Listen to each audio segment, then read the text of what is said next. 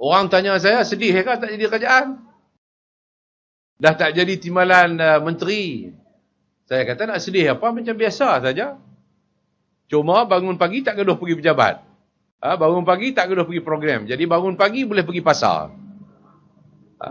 Bangun pagi boleh duduk dengan cucu. Boleh main dengan cucu. Kemudian bawa cucu pergi sarapan di Luangka. Kemudian sambil-sambil pergi beli-beli barang, beli ikan di pasar, di Putrajaya, balik. Sekarang, packing barang. Nak bawa balik, pindah ke kampung halaman saya di Pokok Senar. Jadi insyaAllah, seminggu dua lagi, saya akan meninggalkan Putrajaya.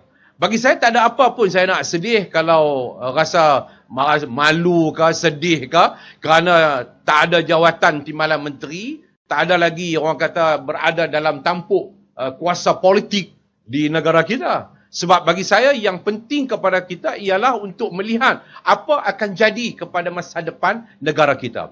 Sebab itu saya melihat bahawa isu yang berbangkit sejak 2 minggu ini hasil daripada pengkhianatan yang dilakukan oleh pengkhianat-pengkhianat negara ini. Sebenarnya dia memberikan satu imej yang sangat buruk kepada masa depan politik negara kita.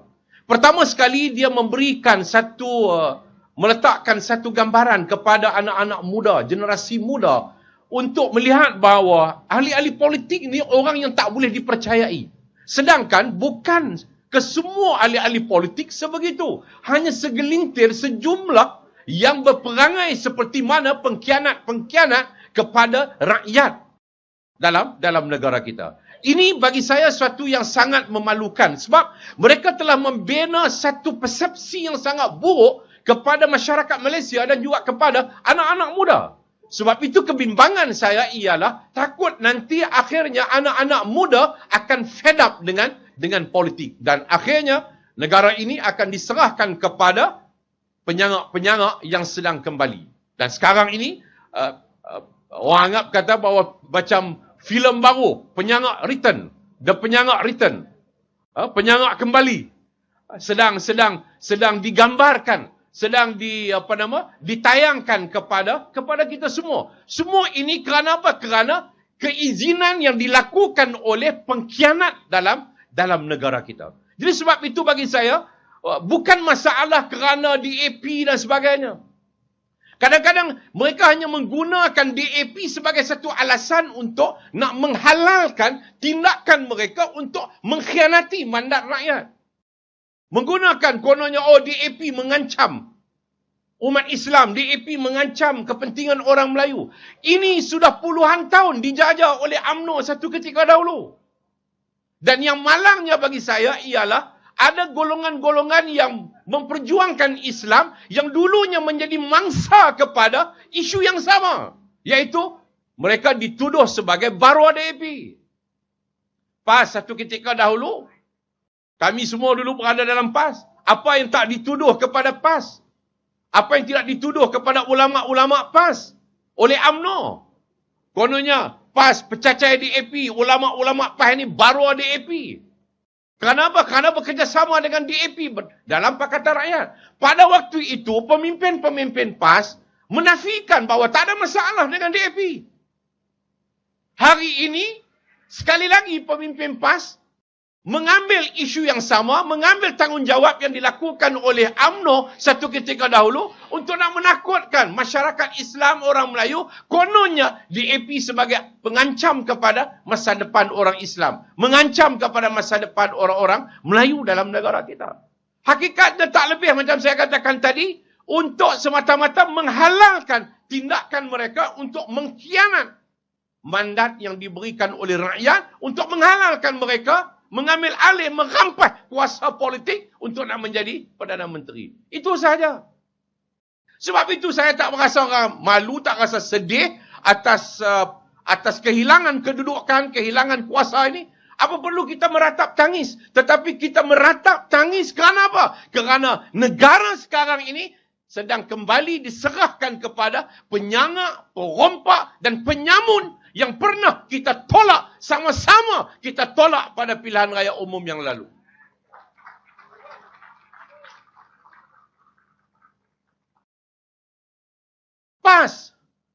Dia menang dengan sejumlah kursi yang dia perolehi. Jumlah kursi parlimen. Semuanya atas apa? Atas semangat rakyat berikan undi. Pengundi-pengundi PAS berikan undi kepada PAS. Atas apa? Atas kerana pada waktu itu PAS mengajak orang untuk menolak UMNO. Ucapan-ucapan pemimpin-pemimpin PAS mengatakan bahawa bahaya, ancaman kepada negara kita kalau masih dipanjangkan hayat UMNO untuk berkuasa dalam politik negara kita.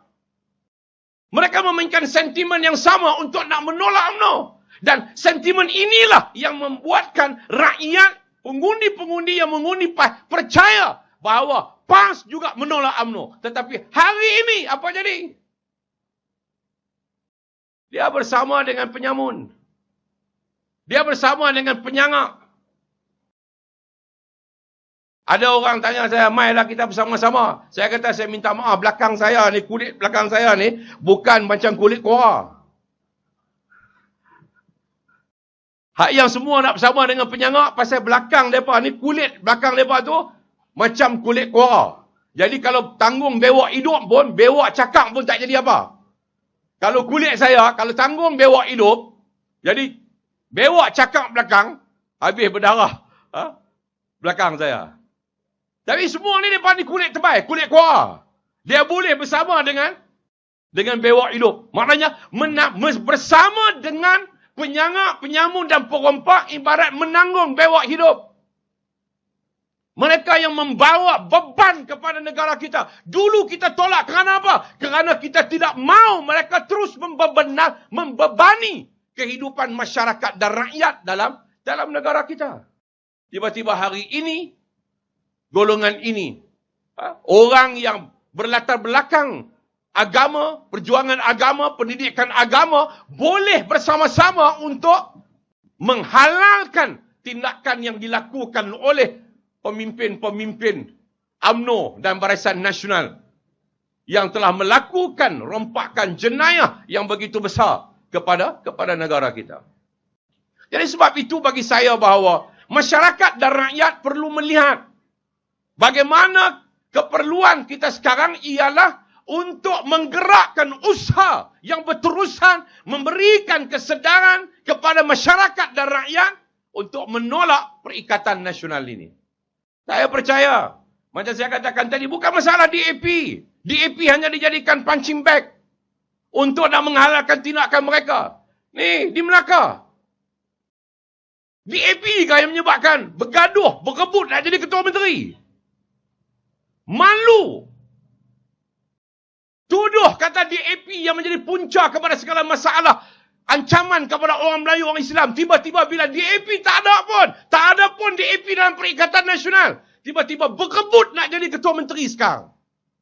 Berebut. Malu orang Melayu berebut. Tuduh kata DAP lah yang jadi punca kepada segala masalah yang dihadapi oleh orang Melayu. Tapi bila tak ada DAP, dia berebut sama-sama mereka. Inilah dia penyangak dan perompak dalam negara kita. Sebab itu, tuan-tuan, kita perlu untuk membenakan kembali semangat kita di kalangan masyarakat dan rakyat. Untuk tidak sekali-kali untuk kita bersekongkol dengan kleptokrat yang sedang kembali berkuasa dalam negara kita. Hari ini mereka dominan dalam kerajaan. Kleptokrat dominan. Dia ada sejumlah kerusi campur dengan yang mereka menang dengan UMNO kemudian lari kepada PBBM. Sudah jumlahnya berapa?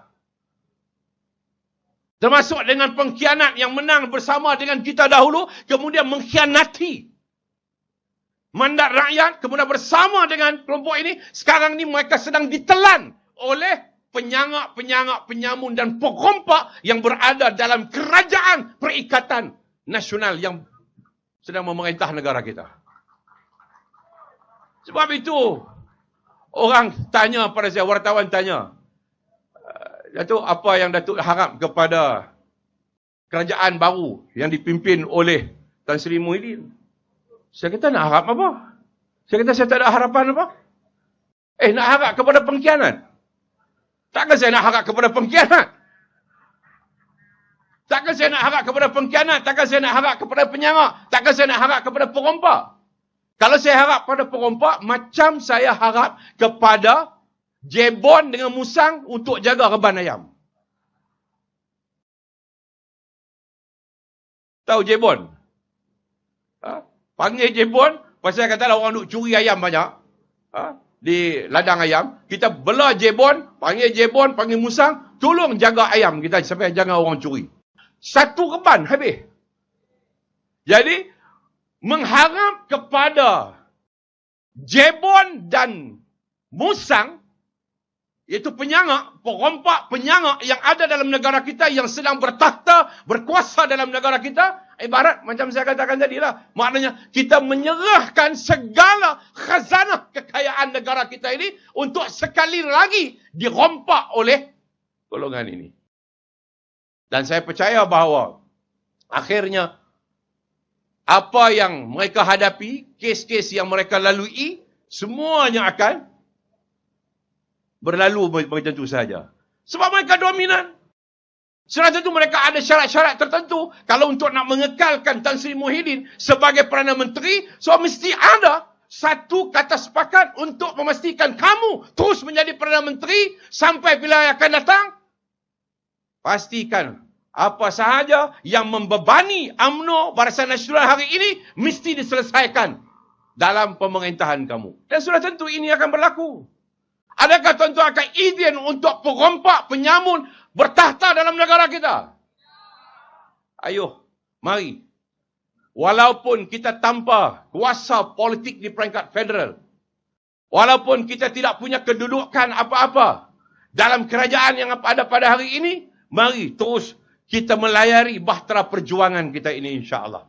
Pasti insya-Allah Allah akan memberikan kejayaan kita, sama ada dalam tempoh terdekat ataupun dalam tempoh yang panjang, untuk kita kembali atas nama mandat rakyat. Bukan untuk kami kembali bertakhta, berada di Putrajaya, tidak. Kami tak ada pun tak apa, tetapi mandat rakyat itu harus dikembalikan di Putrajaya ini, insya-Allah. Wabillahi taufiq wal hidayah. Assalamualaikum warahmatullahi wabarakatuh.